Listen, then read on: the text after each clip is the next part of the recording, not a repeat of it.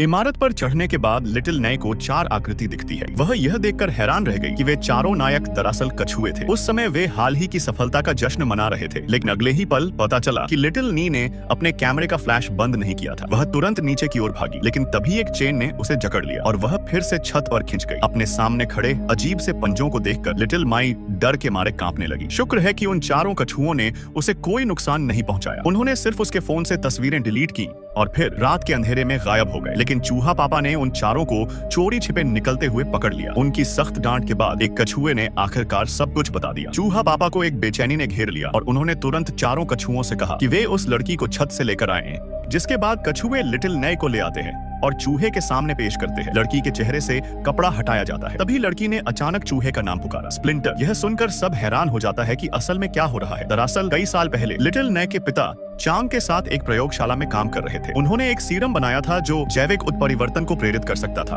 और उन्होंने चूहों और कछुओं पर प्रयोग किए थे। हालांकि पागल चांग इस सीरम को एक वायरस में बदलना चाहता था और दुनिया पर काबू पाने के लिए एंटीडोट का उत्पादन करना चाहता था। लिटिल नय के पिता ने इसका पता चलने पर प्रयोगशाला को आग लगा दी, लेकिन वह खुद आग से बच नहीं पाए। लिटिल नय ने इससे पहले चुपचाप चूहों और कछुओं को सीवर में छोड़ दिया था। इस समय कछुए बेटों को भी उनकी उत्पत्ति के बारे में पता चला और उन्होंने लिटिल नय को गहरी श्रद्धा के साथ धन्यवाद दिया कि उसने उनकी जान बचाई। लेकिन वे यह नहीं जानते थे कि एक आपराधिक समूह पहले ही मेन होल पर पहुंच चुका था। जैसा कि उसने अनजाने में जो कुछ भी देखा था वह चांग को बता दिया। लिटिल मे के पहुंचने से पहले चांग ने अपनी विजिटिंग कार्ड पर एक ट्रैकिंग डिवाइस लगा दी थी। जल्द ही अपराधियों का समूह सीवर को ब्लास्ट करके घुस गया, लेकिन वे चूहे पापा और कछुए बेटों के मुकाबले कमजोर थे। वे जल्दी ही उन्हें जमीन पर गिराकर बाधित कर दिया। लेकिन अगले ही पल स्टील आर्मर में एक रहस्यमय शख्स युद्ध भूमि में कूद पड़ा। वह और कोई नहीं, अपराधियों का नेता जुआंग था।